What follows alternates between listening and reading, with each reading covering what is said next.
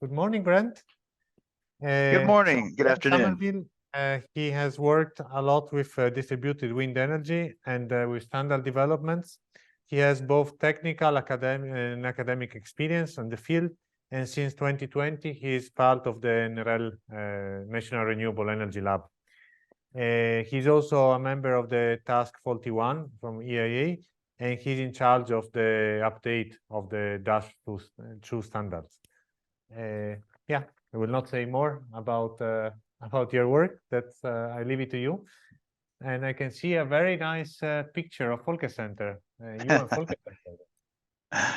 Yes, great to be here. Thank you, Danielle. Welcome. All right, thanks everyone. I think I'm the final speaker today, so hope you've had a great day of presentations. I was able to catch the last few after getting the kids off to school here today. But yeah, it's great to be here. Fond memories of my visit to the Folke Center in 2019 with my wife. Beautiful spot. Really enjoyed our stay. The presentation on the battery charging wind turbine was great. I slept in a little passive house right next to that Provin, I think 2.5 kilowatt machine, and it was always going from the breezes coming in from the fjord. Anyway, thanks for having me. I thought I would give you a quick update on where we are with the update to the small wind turbine standard IEC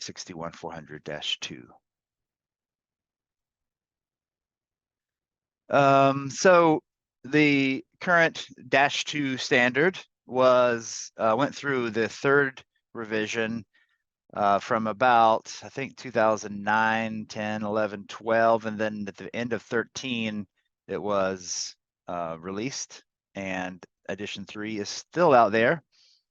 Currently applies to electricity producing wind turbines up to a rotor swept area of 200 square meters. And, you know, the old days, that could have been a 65 kilowatt machine, but with modern trends of lower specific power, 200 square meter rotor is what we see in the 20, 25, 30 kilowatt EO cycle S16. And the standard covers design, engineering, and some testing of small wind turbines, including duration test, safety and function test to achieve design data like RPM and power. And then, but other testing requirements, as you know, are in other standards such as power performance and acoustic testing. -2 is being used all over the world. In the US, our ACP 101-1 standard points you to the -2 standard and makes a few changes to optimize and streamline things. Japan points to it from their small wind turbine standard, the UK, Denmark, all over Europe, and the overarching scheme of the IEC RE small wind turbine type certification falls under their operational document OD 554-1, and it, of course, relies heavily on the -2 standard. We have about 35 global experts in the small distributed wind field participating in MT2 right now.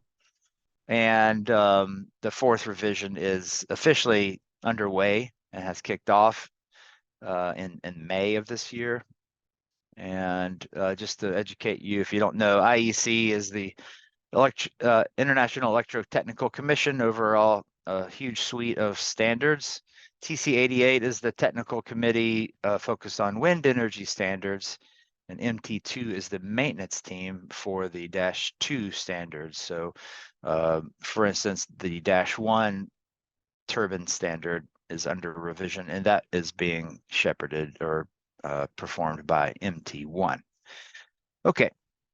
So stability date, you know, after releasing the standard in 2013, which I was a part of that revision cycle and very much enjoyed that process. The stability date by default puts it out 5 years to be stable and not revised. and that was through 2018. And then that was, it was a bit of a slow adoption of the standard. Takes a while to transition from the previous editions to the latest. So the stability date was extended through 2021. And then the experts were polled and the then convener David Sharman in the UK and MT2 decided to extend it again through 2025 to allow various work projects to complete, such as some of the IEA wind task research that had some outcomes directly helpful for this revision. So now the standard out there now is stable through 2025, but the revision for the fourth revision has begun. MT2 has been meeting virtually since May of 2022. And we call this preparatory work. And it took us quite a while, but we went through meetings to establish a scope of work for this fourth revision. So you have to propose to TC88 what your group plans to do to the standard, and then they approve this scope of work. Almost all of the meetings have been virtual monthly meetings. We did hold one hybrid meeting in March of 2023 in Arlington, Virginia, near Washington, D.C., following the Distributed Wind Energy Association Conference, DWEA 2023. And everyone's important here. But I do want to point out Joe Sposey is our secretary, which is a critical role in standards development. Much appreciated there. Some of the folks were in the room, and some of the folks were participating virtually. So I would say this was a successful annual hybrid meeting. The virtual meetings are about 2 hours long, and it's a chance for us to discuss things as a group, but not a lot of work gets done in that short amount of time. This hybrid meeting lasted for a day and a half, and we were really able to go through lots of topics and deliberate and have guest presentations. So we're going to try to continue the trend of holding about an annual hybrid meeting. Okay, so MT2 says, you know what, we're going to go through the whole standard. There are no portions of the standard that are off limits. We did some polling, and we wanted to work on improvements to air elastic modeling, including the tools available for vertical axis wind turbines. Simplify or clarify the load testing requirements used for model validation. We wanted to, based on recommendations from the international community, have another look at the scope of -2 at 200 square meters. It was seen as this was too small and was a barrier and was leaving out small turbines that should fall under our standard, presenting a barrier to market entry. Duration tests, optimization, we really took a pretty hard trim on the duration test requirements in the US ACP standard to reduce the cost and time for that test. Look at all the safety factors, simplified load methodology, turbulence, blade testing, clarify safety and function testing, look at our modal analysis of tower and turbine dynamics, update the title of the group, look at the VOT simplified load methodology in the Japanese standard, look at the inclusivity of the standard to all turbine types, and so think about novel designs, and clarify protection and shutdown systems, go through the electrical section. What can we learn from -1 to make -2 a better standard, and so on. But really the key issue here was redefining the upper scope limit of -2. That became quite a discussion. It almost put us into what we call an existential crisis. The group says, okay, what is a small wind turbine? We are in charge of revising the small wind turbine standard. We're hearing from IEA Task 41, a global group of wind experts, that this scope is too small. So we looked around, Dash 2 was setting small wind at 200 square meters. As I said before, that's like about 20, 25 kilowatts these days. Brazil, 100 kilowatts. ACP 101, we said small wind was up to 150 kilowatts. And the European Academy of Wind Energy stated that many problems and technical challenges of small wind turbines are common to the majority of rotors, up to about 500 kilowatts. So we took this from the current, the small wind turbine grand challenges, which you'll hear about tomorrow from Alessandro. This little statement provided a hypothesis. Unlike the typical utility scale 3-bladed upwind, full-scale pitch active yaw machines, small wind turbines have not coalesced into a dominant archetype, with many different layouts still being offered on the market. So, we've got a variety of hots, upwind, downwind, tail, active yaw, coning, blade pitching, 2-blade. We've got vertical axis wind turbines. We've got diffuser augmented wind turbines, and possibly even airborne wind. So lots of archetypes fall within the smaller end of the scale of wind turbines. So we did a bit of analysis here and tried to have a look at what the archetypes were for all, not all, but a very wide range of turbine sizes. And flagged each of these dots as an actual turbine with a rotor swept area and a rated power and an archetype. And so, as we can see, the vast majority of large wind turbines fall under the same archetype: 3-blade, horizontal axis, active yaw, upwind, active pitch. But down here in the smaller end, the hypothesis is small wind is smaller, so down here somewhere, and has a variety of archetypes. And way down here is the current small wind turbine group. And then the current medium wind is defined in the Dash 1 standard as 200 to 1,000 square meters, so this little group. We zoom in on those, we see, okay, here's the current definition in Dash 2 of a small wind turbine. Some older machines have high specific power and or up above 50 kilowatts, but the trend of lower specific power, which I've drawn just through the Pecos machine that you just heard about, which I think was 120 watts per square meter, then that puts a modern 200 square meter turbine, as I said before, about 20 kilowatts.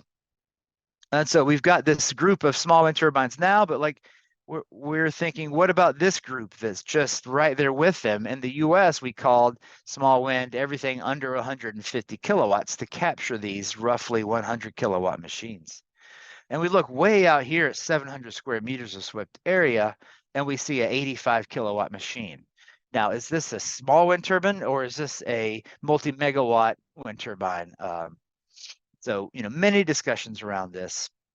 We also said, well, these archetypes of, say, passive yaw go all the way out here to the Carter 2-blade downwind machine, which has 1,052 square meters. So that forced us to look up in the 1,000 square meter range, knowing that Dash 1 is defining medium wind as 200 to 1,000, capturing these turbines. And ultimately decided that this dot represented by the Carter is the largest small wind turbine known, and set a upper limit of 1,200 square meters of rotor swept area as the new definition in our standard of small wind. It's not that clean in that we've also proposed 3 subcategories within the Dash 2 standard. So a new size category would be micro wind, up to 5 square meters of swept area. So these are turbines of about 1 kilowatt and below. And small is sort of like the old Dash 2 definition, 5 square meters to 200 square meters. So very much in line with the existing Dash 2 scope. But then we've added a new category called medium of 200 square meters to 1,200 square meters. And we discussed this with the MT1 in charge of the Dash 1 standard. They are okay with moving the medium wind NX from Dash 1 into Dash 2. So we're providing this group of turbines basically with a new home. They fit pretty well within the -1 standard that does apply to all wind turbines, but it's pretty well known that that standard is focused on the needs of very large multi-megawatt turbines, and is probably not very interested in the needs and certification, testing, and design of a 30, 50, 100 kilowatt machine, which is much smaller. We had pretty good agreement around the globe on doing this, but the Great Britain National Committee did have some interesting deliberations where they were pretty unsatisfied with the technical rationale of increasing the scope, but ultimately decided that they were no longer actively opposed and just let it move forward to see what happens. So we presented all this to TC88 in April, and they agreed to allow us to move forward with this new scope, and we kicked off the 4th revision on 18 May of 2023. So our hope is to have a new standard in place half a year or so after the stability date, sometime in the spring of 2026.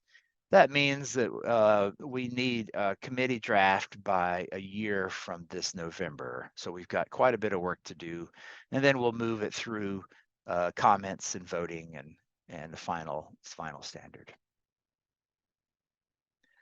Some of the research needs in the MT2 include some designs of a turbine under the simplified load methodology versus air elastic modeling, comparing the loads and the impact of the high safety factors there.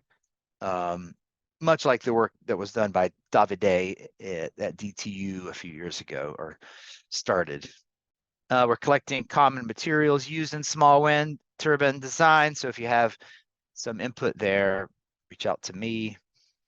Turbulence, now that we have a larger group of turbines within our standard, we want to make sure that we have the appropriate turbulence assumptions in there. And in fact, at today's MT2 meeting this evening, we're hearing from a historical perspective of turbulence research from Neil Kelly, who has been doing research on turbulence since the 1980s.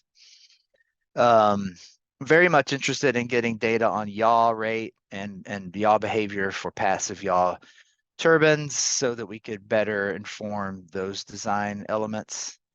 And we want to set forth some minimum load measurements for air elastic model validation in the standard. So we're looking for any research related to model validation. Here at NREL, we're attacking some of these. We're installing these 3 turbines right now at our research facility in the US, representing the top 3 dominant archetypes of distributed wind.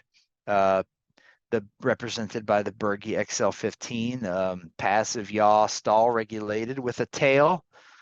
And the EOCycle M26, previously Zant from Belgium, a stall regulated downwind passive yaw.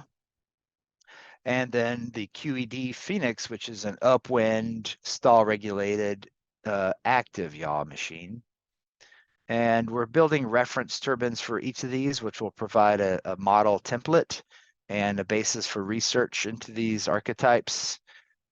Collecting data from field experiments to validate the model. And we've also been doing lots of code improvements to the OpenFast air elastic modeling code, bringing back tail vane modeling, improving yaw friction, and automating the generation of Campbell diagrams for modal analysis.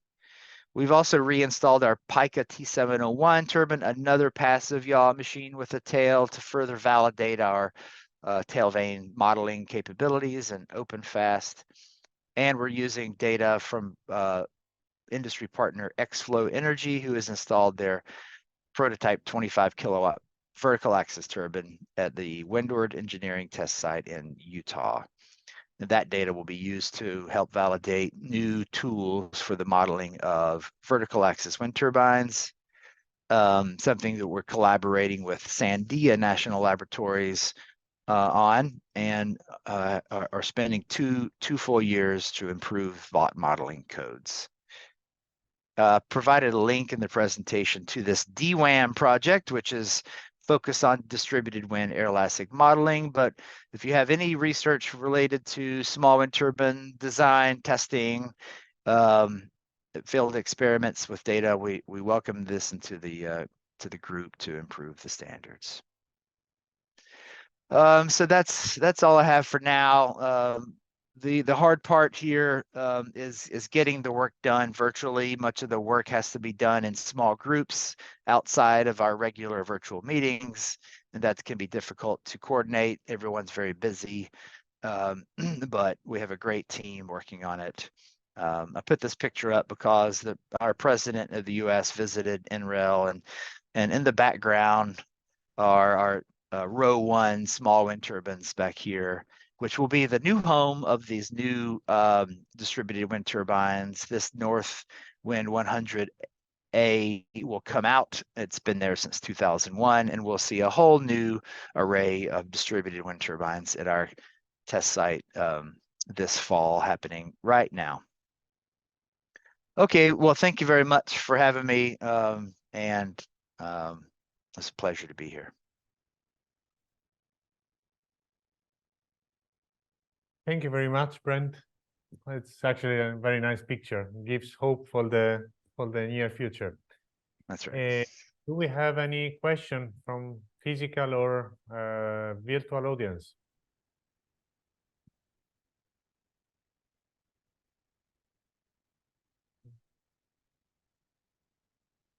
Perhaps I could raise a question? Yeah, hi Sven, good to see you. Sven was very helpful in this 3rd revision of the -2 standard, so thanks a lot. Hi, Brent. Okay. The same. It was very nice to see you here, and I'm impressed by the work you have started, and the new scope of including turbines up to 1,200 square meters sounds really interesting and challenging. Yeah. It does. Go ahead.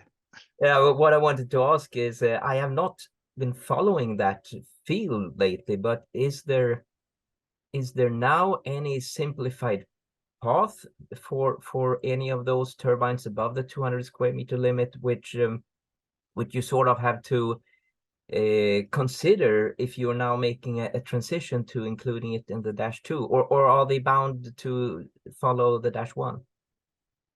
That's a great question. They are bound to not follow -1, but they are bound to use air elastic model simulation for the basis of their loads in their design. The simplified load model will not extend up into that medium wind category.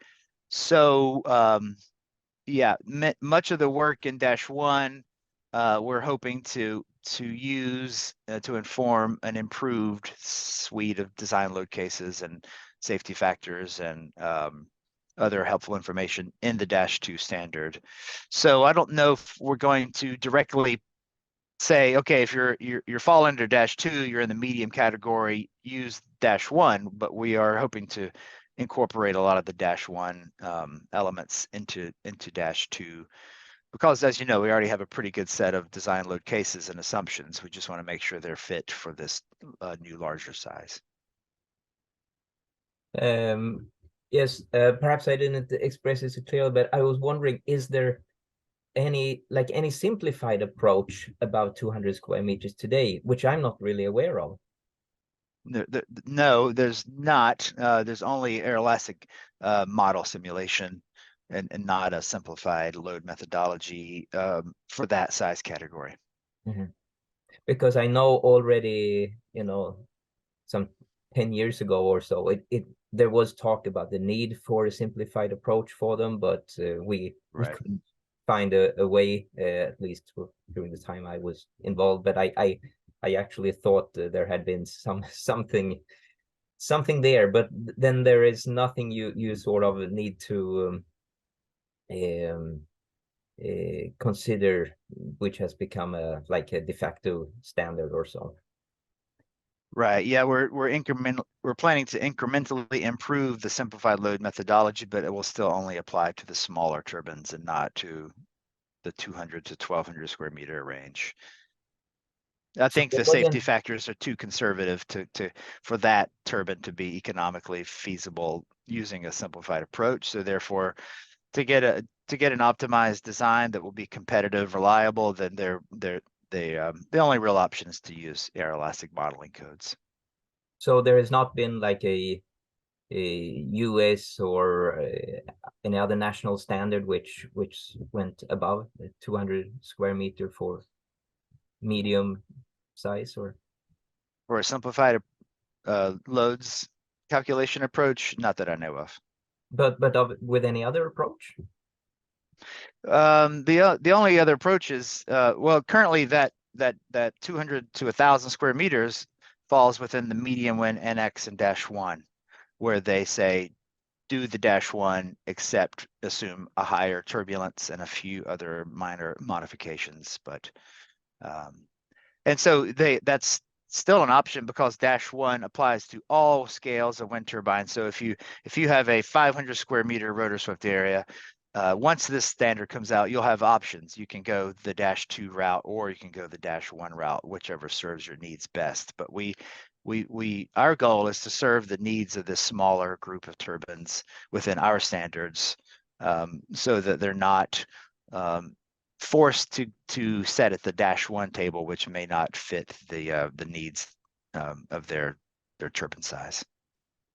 Thank you very much for clarifying it. Then Thank you, Sven. We understand a bit more why there is a need for this, and good luck with that. Thank you very much.